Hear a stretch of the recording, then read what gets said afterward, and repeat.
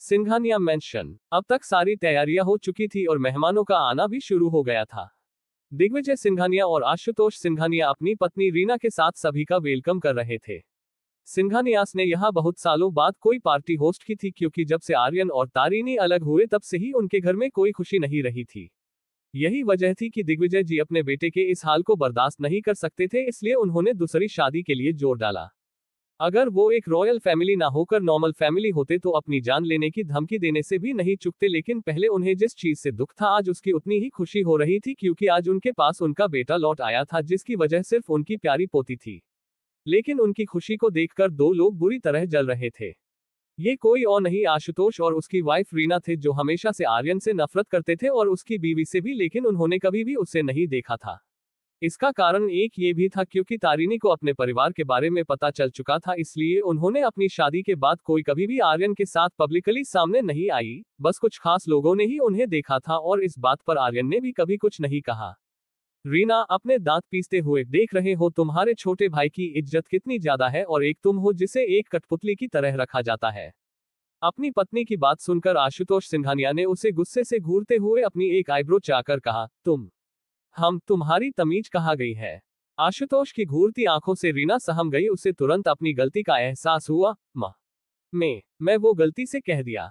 I am sorry hubby. ये बोलते हुए रीना ने अपना चेहरा मासूमियत से झुका लिया, जिससे आशुतोष अपनी वाइफ की आंखों में नफरत देखने से चूक गया। ठीक है, तुम्हें इस बात एहसास है, लेकिन आइंदा से मुझसे ऊंची आवाज में बात की, वो भी तुम कहकर। तो इतना कहकर वो रुका और रीना के गालों को प्यार से सहलाते हुए उसके भाव एकदम से गुस्से वाले हो जाते हैं। तो तुम्हारा ये गाल होगा जिस पर मेरे प्यार की निशानी छपी देखेगी, समझी। हम स्मर्क। ये कहते हुए आशुतोष सिंघानिया एक अलग ही इंसान लग रहा था। रीना ने भी डरकर अपना सिर बार बार हिलाया। उसकी हालत ऐसी थी जैसे किसी उसका गला पकड़ लिया हो, लेकिन फिर भी उसने खुद को संभाल लिया, क्योंकि ये पहली बार नहीं था जब उसने अपने पति का ये रूप देखा हो। वही अब हॉल में एंट्री होती है कपूर फैमिली की, जिन्हें रिसीव करने खुद दिग्विजय सिंघानिया और आर्यन पर्सनली जाते हैं। आर्यन भी अभी अभी आए थे, क्योंकि वो सारी अरेंजमेंट देखने में व्यस्त थे और पता नहीं कब तक रहते अगर दिग्विजय जी ये नहीं कहते कि आपकी बेटी की सगाई है। मानते हैं कि अब आप बूढ़े हो चले हैं, लेकिन फिर भी हमारी पोती को शर्मिंदा ना करे जाए और थोड़ा तैयार हो आइए। विंकिंग फेस, वरना सब आपको नायरा का दादा ना समझ ले। ये कहते हुए दिग्विजय जी हंसते हुए वहां से बिना आर्यन को देखे चले गए। वही आर्यन अपने डेट की बात सुनकर खुद से ही बोला, क्या मैं इतना बूढ़ा लगने लगा हूँ जो अपने ही डेट को टक्कर नहीं दे सकता। अरे मुझे तो हैंडसम लगना होगा, नहीं तो पता चले सब मेरी बेटी को उस रंजीत की बेटी ना समझ ले। ये सब सोचते हुए उनका मुंह बन जाता है और वो तैयार होने अपने रूम में चले जाते हैं।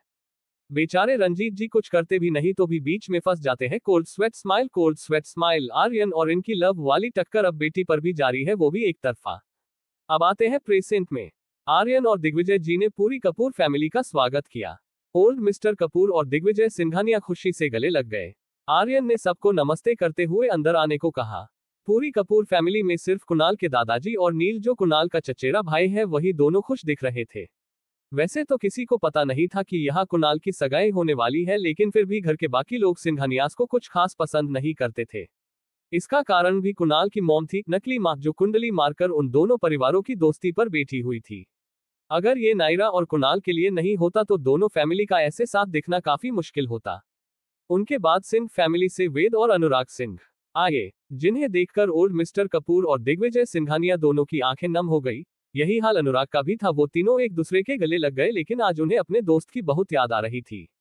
आज जब वे साथ थे तो उन सबको पुराने दिन याद आ गए, लेकिन खुद को ज्यादा सोचने से रोका और बोले, यार अनु, मुझे नहीं लगा था तू आएगा, लेकिन सच में दिल खुश हो गया इतने सालों बाद तुझे देखकर। ये कहते हुए ओल्ड मिस्टर फिर से अपने दोस्त के गले लग जाते हैं।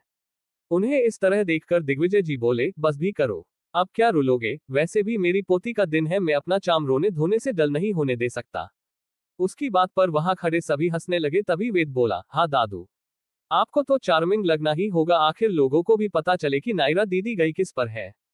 स्माइल। दिग्विजय दादाजी रिलीव्ड फेस अपना कॉलर चाकर स्टाइल मारते हुए, सही कहा आपने वेद बेटा, आखिर पूरी सिंघानिया फैमिली में सबसे हैंडसम तो मैं ही हूँ और मेरी पोती किसी परी से कम नहीं है। उनका सीधा इशारा इस तरफ था कि उनकी पोती अपने दादाजी पर गई है दिखने में, तभी तो वो इतनी सुंदर है।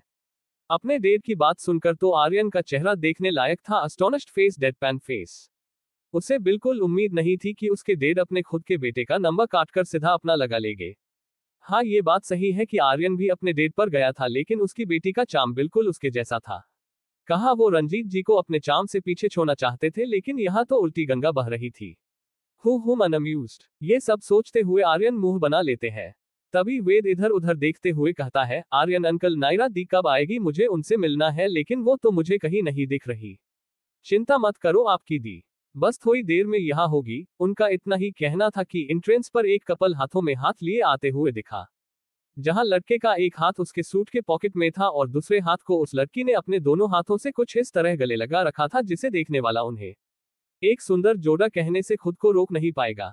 और ऐसा ही हुआ। वहां मौजूद सब एक दूसरे से बातें करते हुए बोले, देखो कितने सुंदर लड़का लड़की है, बिल्कुल किसी फेरी टेल के प्रिंस और प्रिंसेस लग रहे हैं। हाँ, आप बिल्कुल सही है। ये खूबसूरत जोड़ी तो स्वर्ग से उतरे एंजल्स लग रहे हैं। आह, आंखों को सुकून देने वाले। जहां औरतें एक दूसरे से उनकी तारीफ कर रही थी, वही यंग लड़किया के दिल पर तो बुलडोजर लौटने लगा था। ऐसा हो भी क्यों नहीं। उनके सामने दी कुणाल कपूर था, वो भी इतनी सुंदर लड़की के साथ जिसका मुकाबला वहां मौजूद कोई भी लड़की नहीं कर सकती थी। ठीक यही हाल लड़कों का भी था। वहां बहुत से लड़के नायरा को देखकर आहें भर रहे थे। उनके चेहरे पर कुणाल से जलन और नायरा को पाने की चाह साफ दिख रही थी, लेकिन उनमें से इतनी हिम्मत किसी में नहीं थी कि वो कुणाल कपूर की लेडी के आसपास भी भटके। लेकिन इसी भीड़ में चार आंखें नायरा को जानलेवा इरादे से घूर रही थी। उनमें से एक जोड़ी आंखें उसे हवस से देख रही थी। वो आदमी एक बुरी मुस्कान के साथ नायरा को ऊपर से नीचे तक देख रहा था। उसकी आंखें गुस्से से जल रही थी जब उसकी नजर कुणाल पर जाती। नायरा और कुणाल दोनों ने कपल आउटफिट पहना हुआ था। कुणाल की नजर भले ही सामने थी, लेकिन उसकी तिरछी निगाहें सिर्फ नायरा को निहार रही थी। वो अपने होठों को नायरा के कान के पास ले जाते हुए उसे चूम कर कहता है, जान, यू आर लुकिंग ब्रेथटेकिंगली ब्यूटीफुल। ये कहते हुए कुणाल के होठ बार बार नायरा के सॉफ्ट कानों को छू रहे थे, जो पहले से ही उसकी नजदीकी से लाल हो चुके थे। नायरा को बल्स करता देखा कुणाल के चेहरे पर एक क्यूट सी स्माइल आ जाती है। उसके बाद दोनों हॉल में अपनी फैमिली के पास आ जाते हैं। हर कोई अपने खास दिन पर खुद अपने लिए सब कुछ डिसाइड करता है, चाहे वो ड्रेस से लेकर डेकोरेशन, लेकिन यहाँ बिल्कुल उल्टा था। नायरा और कुणाल ने सब कुछ अपने पापा यानी आर्यन पर छोड़ दिया था। अब एक बाप के लिए इससे बेहतर बात क्या हो सकती थी कि उसे अपनी बेटी की हर चीज का ध्यान रखना हो, जो उसकी माँ का काम था। उस दिन नायरा ने उसे सिर्फ पिता का नहीं बल्कि एक माँ का दर्जा भी दिया था। सिर्फ नायरा ही नहीं, कुणाल भी तो उसका ही बच्चा है, जिसे उन्होंने ही पाला था, और अब उसे ही अपने दामाद के रूप में देखकर उनकी तो जैसे मन मांगी मुराद पूरी हो गई हो। आर्यन अपनी आंखों में दुनिया जहान का प्यार लिए उस सुंदर जोड़े को मन ही मन लाखों दुआएं देते हुए एकटक निहारे जा रहे थे। इस समय उनकी आंखें हल्की नम थी, मगर होठों पर एक कभी ना जाने वाली मुस्कान, स्माइल। नायरा और कुणाल दोनों उनके सामने आकर उन्हें एकदम से गले लगा लेते हैं, जिसे महसूस करके आर्यन अपने होश में आकर दोनों को कसकर पकड़ बोलते हैं, कब से, पता नहीं कब से मैं इस दिन का इंतजार कर रहा था। स्माइलिंग फेस, सपनों में ही कि मेरी बेटी को लेने एक प्रिंस आएगा, और देखो आज वो सच हो गया। इतना कह उन्होंने दोनों को खुद से अलग किया, फिर बोले, लेकिन मुझे कहाँ पता था कि प्रिंस के पास उसका सफेद घोड़ा नहीं होगा। ये कहकर वो हंसने लगे। उनकी बात सुनकर सिंह फैमिली और कपूर फैमिली भी हंस पड़ी। तुम दोनों को किसी की नजर ना लगे, सबसे ज्यादा तो मेरी। अब क्या करूं, तुम्हारा पापा हूं तो नजर ही नहीं हट रही मेरी रानी बिटिया के ऊपर से। ये बोलकर उन्होंने नायरा का माथा चूम लिया और फिर से उसका हाथ कुणाल के साथ के देकर कुणाल की तरफ देखकर बोले, अब से नायरा कुणाल की होगी। मैं ये पहले से जानता था कि ऐसा एक दिन जरूर होगा, लेकिन जब मेरी खुशियां नायरा और तारिणी मुझसे बिछड़ गई, उसी के साथ ये उम्मीद कि आप दोनों कभी मिलेंगे भी या नहीं। रिलीव्ड फेस, लेकिन ये हुआ, आप दोनों का मिलना किस्मत में था और अब एक नया सफर राह ताके बैठा है। हमेशा साथ रहना चाहे जो हो, परेशानी होगी मगर हमेशा याद रखो, प्यार से बका कुछ भी नहीं है। ये कहते हुए आर्यन ने दोनों को खूब आशीर्वाद दिया और एक बार फिर से गले लगा लिया। क्योंकि उनके यहाँ बेटियां पैर नहीं छूती थी, इसलिए उन्होंने उन्हें इसी तरह अपना प्यार और दुआओं में शामिल कर लिया। उन तीनों को इतना इमोशन होता देख दोनों दादाजी बीच में बोले, अरे भाई हम भी तो हैं। अब क्या सारा प्यार अपने पापा और छोटे डेड के लिए और हमारे लिए कुछ भी नहीं। ये कहकर उन्होंने अपना फेस एकदम छोटे से पप्पी की तरह लटका डिसअपॉइंटेड लिया, जिसे देखकर आर्यन ने अपना सिर ना में हिला दिया, जैसे बोल रहे हो, हमार अनअम्यूज्ड जलकुकदे कही के मेरी बेटी की अटेंशन को चुराते रहते हैं। एक वो रंजीत कम था जो मेरे खुद के डेट को ये बात हजम नहीं हो रही। अब तो अंकल भी एड हो गए, क्या मैंने अपनी बेटी की सगाई करने में जल्दी तो नहीं कर दी? कुणाल से तो मैं अपनी बेटी बांट लूंगा, लेकिन इन सब के बारे में सोचा ही नहीं। ये सब सोचते हुए कंफ्यूज्ड फेस आर्यन कभी नायरा को देखते जो दोनों बुओं के बीच खड़ी थी। नहीं, दोनों कहा, अब तो 3 हो गए हैं। तो कभी कुणाल को जिसे पूरी तरह से इग्नोर कर दिया गया था। और वो बेचारा मासूमियत से नायरा को देखने में लगा था कि कब उसकी जान उसे देखे और प्यार से फिर उसका हाथ पकड़ ले। तभी कुणाल के कंधे पर एक हाथ आ जाता है जिसे देखकर कुणाल का ध्यान अपने बगल में जाता है, जहां उसे उसके हमदर्द मिल जाते हैं। छोटे डेड देखो ना, आज के दिन भी छोटे दादू मुझे मेरी नायरा से दूर रख रहे हैं। इतना कहते ही उसने मदद की उम्मीद से आर्यन को देखा। बेचारे आर्यन का भी वही हाल था, लेकिन फिर उनसे कुणाल को मना नहीं किया गया, इसलिए वह कोई तरीका खोजने में लग गए। तभी आर्यन को कुछ याद आया जिससे उनके चेहरे पर एक बहुत ही बड़ी मुस्कान आ गई, स्माइल। जब कुणाल ने अपने छोटे डेड की स्माइल देखी तो वो समझ गया कि अब उसे अपनी जान से ज्यादा देर तक दूर नहीं रहना पड़ेगा। वही नायरा दोनों दादाजी को गले लगाते हुए बोली, मैं नहीं भूली हूँ, इसलिए ऐसे सड़े हुए चेहरे ना बनाए वरना लोग क्या कहेंगे। इतनी सुंदर पोती और होने वाली पोता बहू के दादाजी बिल्कुल रोतडू निकले। इतना सुनते ही दोनों दादाजी ने अपना चेहरा सही कर लिया। हालांकि वो रो नहीं रहे थे, बस रोने जैसा मुंह बना लिया था। उन दोनों को इतनी जल्दी अपने एक्सप्रेशन बदलता देख नायरा और वेद दोनों जोर जोर से हंसने लगे। और वेद उसी तरह हंसते हुए कहता है, दी आज तो आप छा गई। फिर उसी तरह दोनों हंसते रहते हैं। नायरा की खिलखिलाहट को सुनकर वहां पार्टी में सभी लोग उसकी हंसी में खो गए। और नायरा के कुणाल की नजर तो पहले ही अपनी जान पर थी। उसे इस तरह खुश देखकर उसके चेहरे पर भी प्यारी सी मुस्कान आ गई। यही हाल उसके बगल में खड़े आर्यन का भी था। लेकिन जब कुणाल और आर्यन ने देखा कि पार्टी में आए सभी लड़के नायरा की हंसी में मंत्रमुग्ध होकर उसे देखे जा रहे हैं, तो दोनों की ही मुट्ठियां कस जाती है जैसे अभी उन सबके दांत तोड़ देंगे। लेकिन अपनी इमेज का ध्यान रखते हुए कुणाल ने उन सबको खा जाने वाली नजरों से घूरा। जब उन सबको किसी की घूरती नजर खुद पर महसूस हुई तब जाकर उनका ध्यान कुणाल पर गया, जिसकी आंखें आग उगलने को जैसे तैयार ही बैठी थी। कुणाल की धधकती लाल आंखों को देखकर वे सभी डर से सहम गए और अपनी नजरों को झुकाकर भीड़ के बीच तितर बितर हो गए। जब कुणाल ने ये इंश्योर कर लिया कि अब कोई उसकी नायरा पर अपनी बुरी नजर नहीं डाल रहा, तब जाकर एक गहरी सांस लेता है। आर्यन जो उसे ही देख रहे थे, कुणाल की इस हरकत पर मुस्कुरा देते हैं। फिर एकदम से गले लगाकर कुणाल को शाबाशी देते हुए कहते हैं, बहुत खूब, मेरे जमाए में ऐसे गुण होना बहुत जरूरी था। इसी तरह लगे रहो और अब जाओ अपनी नायरा के पास, बाकी मुझ पर छोड़ दो। इतना कहकर आर्यन कुणाल से अलग होते हैं और स्टेज की तरफ खड़े ऋषि को कुछ इशारा करते हैं, जिसे समझकर ऋषि हाथ में माइक लिए स्टेज पर जाकर कहता है, अटेंशन एवरीवन। उसकी आवाज से सबका ध्यान स्टेज की तरफ जाता है, जहां एक सुंदर सा पिंक कलर का सोफा रखा गया था और उस जगह को भी बहुत अच्छे से सजाया गया था। कहीं ना कहीं उन सभी ये अंदाजा लगाया कि कोई खास फंक्शन होगा जिसे सरप्राइज बताया गया है।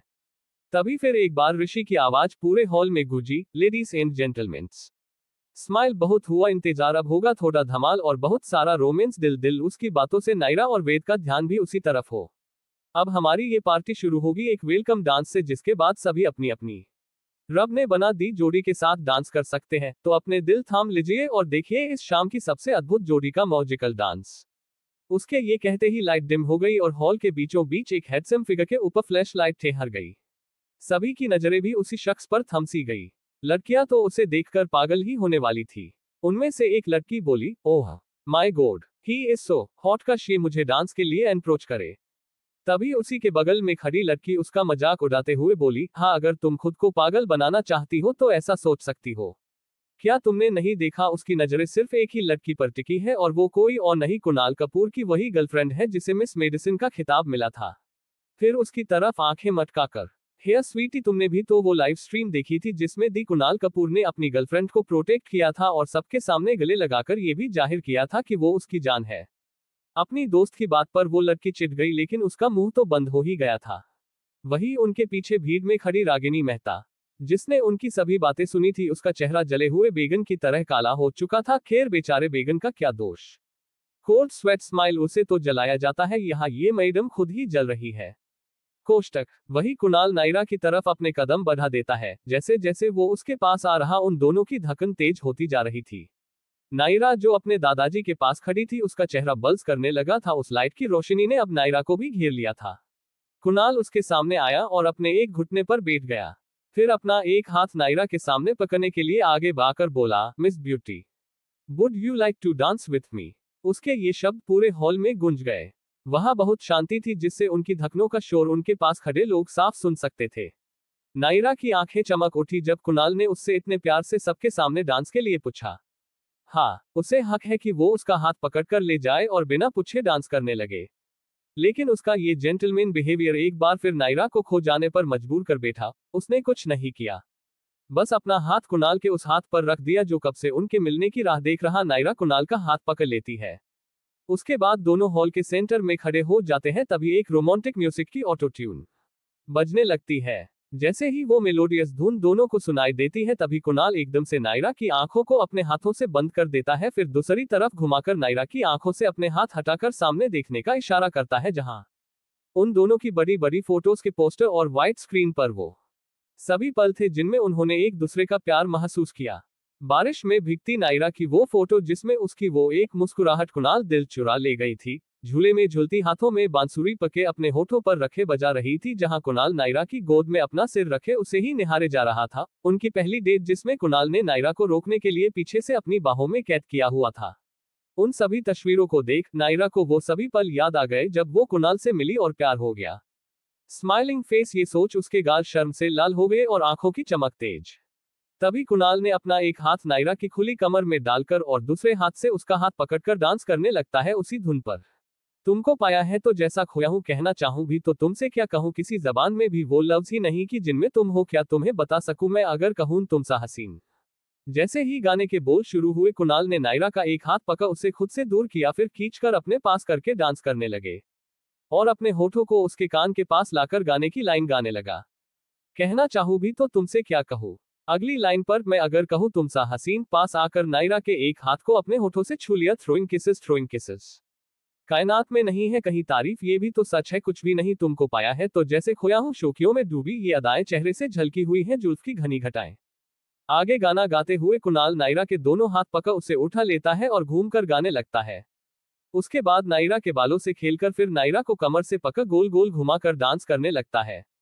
शान से ढलकी हुई है, लहरता आंचल है जैसे बादल, बहनों में भारी है जैसे चांदनी, रूप की चांदनी में अगर कहूं ये दिलकाशी है नहीं कहीं ना होगी कभी तारीफ, ये भी तो सच है कुछ भी नहीं तुमको पाया है तो जैसे खोया हूं। इस लाइन पर कुणाल नायरा को अपने एक घुटने के बल बैठकर उसे अपने पैर पर बिठाकर नायरा की गर्दन को होले से चूम किसिंग लेता है।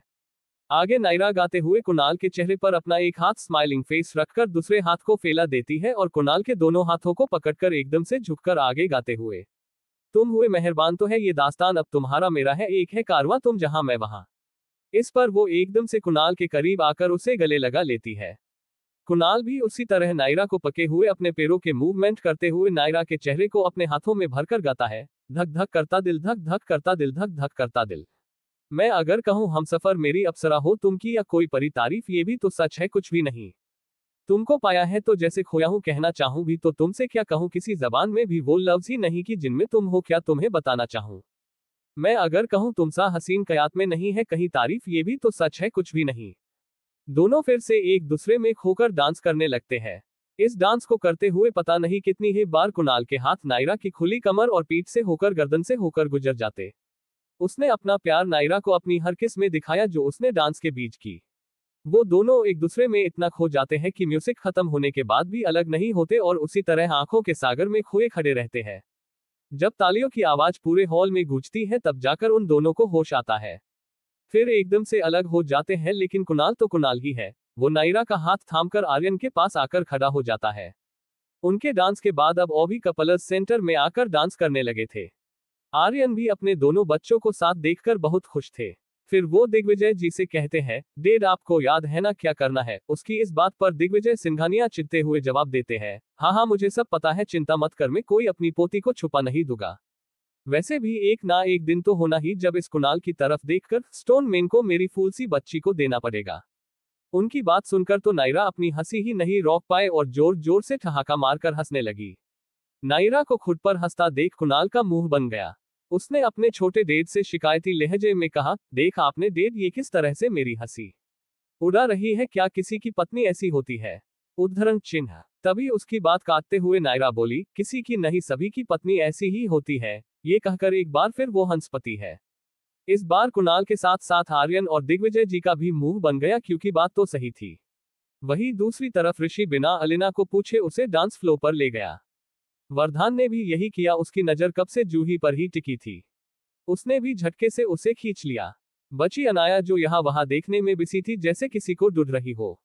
जब उसे वो नजर आता है तो तुरंत वहां जाकर उसका रास्ता रोककर पूछती है, क्या आप मेरे डांस पार्टनर बनेंगे?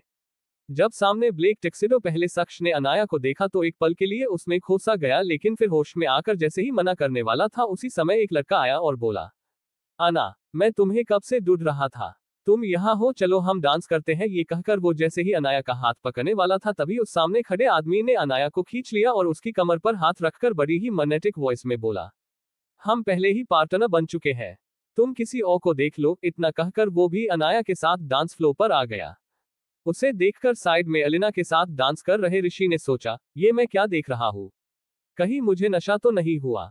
अरे, लेकिन मैंने तो अभी तक शराब को हाथ भी नहीं लगाया, तो क्या जो मैंने देखा वो सच है? भाई, वो भी किसी लड़की के साथ? ओह गॉड, आपने सही समझा, अनाया के साथ डांस कर रहा शख्स और कोई नहीं, नक्षत्र सिंघानिया ही है। आप सोच रहे होंगे कि ऋषि भी नायरा का भाई है और नक्षत्र भी।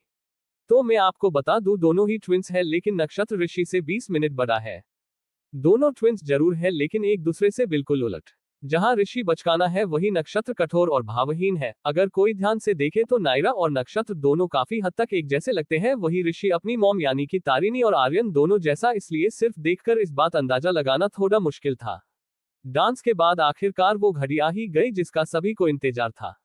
दिग्विजय सिंघानिया स्टेज पर आकर बोले, आप सभी का बहुत बहुत आभार यहाँ हमारी खुशी में शिरकत करने के लिए। आज मैं बहुत खुश हूँ और अपनी ये खुशी सबके साथ बांटना चाहता हूँ। सबसे पहले तो आप ये जानते हैं कि मेरा बेटा जो करीब 8 महीनों से बीमारी से जूझ रहा था, अब वो एकदम ठीक हो गए हैं। इसका श्रेय दादाजी रंजीत जी की तरफ इशारे करते हुए इन्हें और इनकी एकलौती शिष्या को जाता है। उनके इतना कहते ही हर जगह यही बातें होने लगी। पहला व्यक्ति, अरे आखिरी बार Aryan Singhania national school of medicine में देखा था, तब वो व्हीलचेयर पर थे। दूसरा व्यक्ति, हाँ मैंने भी सुना था कि अपनी पत्नी के छोड़ के जाने के बाद वो सदमे में चले गए। इतना ही नहीं, उन्होंने तो सिंघानिया इंडस्ट्रीज भी छोड़ दी। तीसरा, इसका नतीजा क्या हुआ? सिंघानिया फैमिली जो कपूर से भी आगे थी, आज वो तीसरे नंबर पर है। अब सिंघानियास का इन्फ्लुएंस उतना शक्तिशाली नहीं रहा। चौथा, हाँ तुम बिल्कुल सही हो, एक औरत के प्यार में देश का नंबर 1 बिजनेसमैन मानसिक रोगी की तरह हो गया। बेचारा अपनी बीवी के धोखे को आज तक नहीं मान पाया। ऐसी ही बहुत सी बातें भीड़ में हो रही थी जिन्हें सुनकर नायरा की अपनी मुट्ठियां भीज लेती है। उसके हाथ की नशे साफ दिख रही थी। तभी एक हाथ ने उसके हाथ को पकड़ लिया और हल्के से दबाकर कहा, यही वक्त है इन सब के मुंह पर तमाचा मारने का। ये सब कुणाल ने बिना नायरा को देखे सामने खड़े दिग्विजय जी को देखकर कहा था, फिर नायरा को देखकर, जिन्होंने पापा को बेचारा कहा था और माँ को धोखेबाज। चलो उन्हें बता दे कि उनकी अपनी बेटी आ चुकी है और अब वो अकेले नहीं बल्कि 2 बेटे भी है। कुणाल के शब्दों ने नायरा का गुस्सा शांत कर दिया। उसने एक मुस्कान दी और कुणाल को लेकर अपने दादाजी के पास आ गई। इन बातों के बीच आशुतोष और रीना, जिसे सबने नजरअंदाज किया था, वो बहुत खुश दिखाई दे रहे थे। लेकिन उनकी ये खुशी ज्यादा समय के लिए नहीं रही, क्योंकि दिग्विजय सिंघानिया ने कुछ ऐसा कहा जिसे सुनकर उन दोनों के चेहरे का रंग उठ गया। वही सभी लोग स्तब्ध रह गए। दिग्विजय सिंघानिया ने कुणाल और नायरा को अपने पास आते हुए ही कहा, तो आज का सरप्राइज ये है कि मेरी प्यारी पोती नायरा आर्यन सिंघानिया की सगाई मेरे जिगरी दोस्त के पोते कुणाल कपूर से होने जा रही है। सिंघानिया की पोती, यही शब्द पूरे हॉल में हलचल मचाने के लिए काफी थे, लेकिन सिंघानिया और कपूर ने उन सबके सोग्ड एक्सप्रेशन को इग्नोर किया और ऋषि से कुणाल के दादाजी बोले, जाओ और हमारी बहू के लिए जो रिंग कुणाल ने बनवाई थी उसे ले आओ। जी दादाजी, मैं अभी लेकर आया। ये कहकर ऋषि रिंग लेने आर्यन के कमरे में चला गया, क्योंकि सभी जरूरी सामान वही रखा हुआ था। आर्यन ने दोनों को सोफे पर बैठाया और अलिना से कहा, आप भी जाओ बेटा, वहां एक गोल्डन थाल होगा उसे ले आए। अलिना भी हाँ में सिर हिलाते हुए चली गई। यहाँ कपूर परिवार से कोई औरत नहीं आई थी, क्योंकि दोनों ही सिंघानियास को पसंद नहीं करती, इसलिए आज की रस्म करने की जिम्मेदारी भी आर्यन ने अपने हाथ में ले ली। अलिना और ऋषि दोनों आगे। पहले आर्यन ने एक लाल रंग की चुनरी नायरा को ओढ़ा दी, उसके बाद दोनों का टिका किया, फिर दोनों को रिंग्स पहनाने के लिए कहा। कुणाल ने रिंग को बॉक्स से निकालकर नायरा से, मैं ये आई। स्माइलिंग फेस उसके इस प्यारे गेस्चर पर सभी हंस दिए और नायरा ने खुशी से अपना हाथ आगे कर दिया। कुणाल ने भी बिना देरी के रिंग नायरा की उस उंगली में डाल जो सीधे दिल से जुड़ी थी। उसके रिंग पहनाते ही तालियों का शोर होने लगा। उसी के साथ बहुत सारे रोज पेटल्स उनके ऊपर गिरने लगे। जब सभी की नजर रिंग पर गई तो लोग देखते ही रह गए। कुणाल ने रिंग पहनाकर नायरा के हाथ में पहनी अंगूठी को अपने होठों से छू लिया। नायरा ने भी शर्म से निगाहें झुका ली। तभी आर्यन की आवाज आई, अब आपकी बारी है माय प्रिंसेस। स्माइल, जल्दी से रिंग पहना दो। उनकी बात पर नायरा मुस्कुरा दी। फिर उसने भी अपनी ही जैसी रिंग का हिस्सा जो मेल के लिए था उसे कुणाल को पहना दिया। दोनों के रिंग एक्सचेंज करते ही एक बार फिर तालियों के साथ फूलों की वर्षा होने लगी। नायरा अभी अपनी रिंग को देख रही थी जो बहुत ही प्यारी थी। ये एक नीला जेड का हाफ मून था जिसे दो दिलों ने जोड़ रखा था। वही कुणाल की रिंग सिंपल थी लेकिन उसमें भी दिल जुड़े हुए थे जिसमें बीच में बस एक व्हाइट डायमंड था। उनकी सगाई पर सभी ने उन्हें बधाई दी और कुणाल ने तो नायरा को सबके सामने उसके गालों को किसी कर लिया। उन दोनों को इतना खुश देखकर आर्यन और दिग्विजय जी की आंखें खुशी से नम हो गई। तभी हॉल में एक आवाज गूंज उठी, डैड, मैं आपकी बेटी हूँ। उसकी आवाज सुनकर सभी ने उस दिशा में देखा जहां नायरा की ही उम्र की एक लड़की खड़ी थी। वहां मौजूद सभी की नजर उस दिशा में देखने लगी जहां से ये आवाज आई थी। हॉल से अंदर आती एक सुंदर अभिव्यक्ति जो किसी फूल की तरह नाजुक और कोमल थी। उसने एक सिल्वर ग्लिटरी गाउन पहना हुआ था जो उसे किसी परी की तरह दिखा रहा था। डार्क ब्राउन आइज, गेहुआ रंग, छोटी नाक और मोटे होठों के साथ उसका रूप काफी मनमोहक लग रहा था। हाइट करीब 5 इंच, काले कंधों जितने बाल उसके चेहरे को और भी प्यारा बना रहे थे। वो लड़की चलते हुए सीधा आर्यन के सामने खड़ी हो गई और आंखों में आंखें मिलाकर बोली, क्यों डैड, आज आपने एक बेटी को अपना लिया लेकिन मेरा क्या, जिसका अस्तित्व भी किसी को पता नहीं है। ये कहते हुए उसकी आंखों से आंसू झलक उठे लेकिन फिर भी अपने आंसुओं को पोंछकर बोली, मैं ये सच कभी नहीं बताती लेकिन डैड, जो आज आपने मेरे साथ किया है उसे मैं कैसे भूल जाऊं। फिर नायरा की तरफ पॉइंट करके, इस लड़की को अपनी बेटी का दर्जा दे दिया लेकिन ये आपकी बेटी कैसे हुई, क्योंकि आपकी सिर्फ एक बेटी है, वो हूं मैं, छवि आर्यन सिंघानिया। ये कौन है फिर? उसके सवाल ने वहां मौजूद सभी को हैरान कर दिया लेकिन आर्यन के भाव बिल्कुल अलग थे। उनके चेहरे पर चिंता, बेबसी और लाचारी नजर आ रही थी। वही खड़ी नायरा अपने पापा को किसी और का कहा जाना चुप सा गया। उसके दिल का दर्द एक एक शब्द के साथ गहरा हो गया। वो कैसे अपने पैरों पर खड़ी थी वो खुद भी नहीं जान सकी, क्योंकि ये कुणाल था जिसने नायरा को संभाला और पूरी तरह से उसे अपनी बाहों में कैद कर लिया। ये वही समय था जिसका उसको डर था, लेकिन कुणाल ने नहीं सोचा था कि नायरा के सामने आने की देर होगी कि वो पाउटिंग अपना पहला वार इस तरह कर देगी। परंतु ये तो बस शुरुआत थी। जब तक वो छुपी थी उस तक पहुंचना मुश्किल था, लेकिन इतनी जल्दी वार की उम्मीद किसी ने नहीं की थी। पर क्या नायरा को यही नहीं पसंद, जिसकी उम्मीद कोई सपने में भी ना करे। सबने उसे बेहाल होकर कुणाल की बाहों में पड़े देखा, मगर उस बेहाल शेरनी की खतरनाक नजर उनसे नहीं छुपी जो उसे जानते हैं। कुणाल भी ये महसूस कर पा रहा था कि जब जब इस लड़की ने आर्यन को अपना डेट कहा तब तब नायरा ने मन में गिनती की, जैसे हिसाब लगा रही हो, क्योंकि जो बोया होगा वही काटना तो पड़ेगा। अभी नहीं तो कुछ देर बाद सही। ये सोचकर ही उसकी आंखों में एक शैतानी चमक दिखाई दी जिसे उसने बड़ी कुशलता से छुपा लिया। इस बीच वो लड़की शिकायत करती रही, लेकिन जब उसने नायरा को कोसते हुए कहा, तुम कौन हो जिसने मेरे डेड और मेरे बचपन के प्यार को चुराने की हिम्मत की है। उसकी ये बात ही काफी थी नायरा को गुस्सा दिलाने के लिए, मगर फिर भी उसने इसे सबके सामने जाहिर नहीं होने दिया, क्योंकि कहीं ना कहीं वो भी समझ चुकी थी कि ये लड़की जरूर उसे सबकी नजरों में गिराना चाहती है। लेकिन कंफ्यूज्ड फेस, क्या वो ये सब होने देगी? ये तो वही हाल हो गया, जानना पहचान में तेरा मेहमान।